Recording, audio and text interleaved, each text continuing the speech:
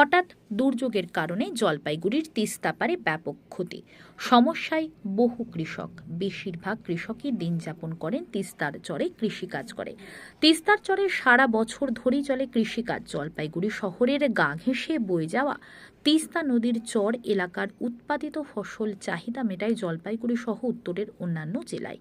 এবারও শীতকালীন সবজি হিসেবে কেউ বুনেছিলেন মূলো, পালং শাক, লঙ্কা, আবার কেউ লাগিয়েছিলেন শীতকালীন পেঁয়াজ। এরই সঙ্গে বেশ কিছু কৃষক আগাম আলু চাষের জন্য জমি তৈরির কাজ সেরে ফেলেছিলেন।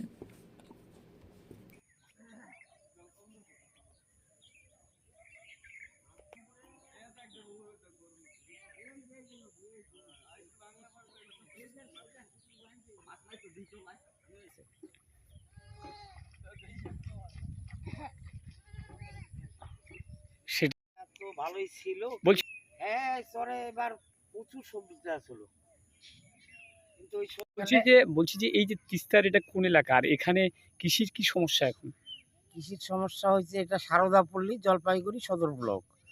এখানে অসুবিধা হয়েছে যা ফসল টসল করছিল মূলা পালং অন্যান্য সবজি করেছিল সেই সবজিগুলা মানে বন্যায় 2 দিনের বন্যায় একেবারে জলের তলায়। এগুলো আর হওয়ার মতো না, এগুলো সমস্তই এখন নষ্ট হয়ে যাবে। মানে এই যে মানে আগাম শীতকালীন হিসাবে কি কি সবজি উঠতো, মানে বা পুজোর মধ্যে এরকম কোনো সবজি? হ্যাঁ উঠতো, ওই যে এগুলোই উঠতো, এই মূলা টোলা এগুলো পালং টালং এগুলো উঠতো। তারপরে ধরেন তার এরপরে মটর আসতো, তারপরে ধরেন আপনার সর্ষা টর্ষা সবই করতাম আমরা।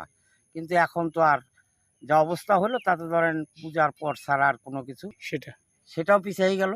মানে আগাম আলু চাষ? হ্যাঁ ওইটাও পিছিয়ে গেল। এই যে কাদা হয়ে গেল না, এই কাদা শুকাবে তারপরে এটা চাষ করতে পারবে। মানে আলু চাষের জন্য জমি তৈরি হতো? হ্যাঁ তৈরি হয়ে গেছিল অলরেডি। আচ্ছা আচ্ছা। অনেক জমি তৈরি হয়ে গেছিল, সার টার দেয়নি দিয়াই লাগাইতো। অনেকের পেঁয়াজ তো আবার কিছু লাগাইছে কিছু রয়ে গেছে, সেই পেঁয়াজগুলো আবার তুলছে। আচ্ছা, মানে গাছটা উঠতেছিল তখন তুলে টুলে আবার আলাদা করে রেখে দিছে ওগুলা যাতে কিছুদিন থাকে, তাহলে হয়তো পরে ওগুলা লাগাইতে পারবে। পেঁয়াজ তো নষ্ট হয় না, ওইটাকে লাগাইতে পারবে, কিন্তু তাও 7-8 দিনের মধ্যে না গাড়লে হবে না। তাও এই রবি শস্য হিসাবে তো এখন তো মানে জল জমে আছে, তাহলে রবি শস্য কিভাবে আগাম চাষ হবে কি আদৌ? এই যে ধরেন এই যখন যত সময় যে জলটা না শুকাবে তারপরে কাদাটা না শুকাবে ততদিনের মধ্যে চাষ করা সম্ভব হবে না। তাও কতদিন সময় লাগতে পারে? তাও ধরেন এই 10-12 দিনের আগে তো শুকাবে না যদি রোদ থাকে, আর যদি বৃষ্টি হয় তাহলে মনে করেন যে 15-20 দিন পিছাই যাবে।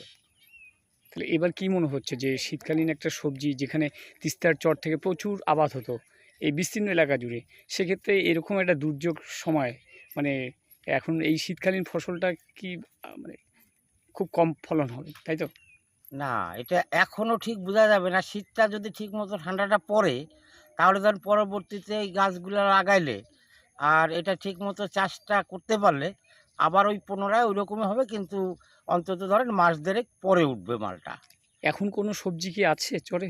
চরে এখন আর এই যে বর্তমান যে সবজিগুলো ছিল সেগুলো আর এখন মানে বাজারে নেওয়ার মতো উপায় নাই, ওগুলো সব নষ্ট হয়ে গেছে। মানে জলের তলায় গাছ? হ্যাঁ জলের তলায় গাছ, এবং যা আছে ওগুলো সব রোদ উঠলেই মরে যাবে, একটাও টিকবে না। কি নাম আপনার? আমার নাম গৌর ব্যাপারী।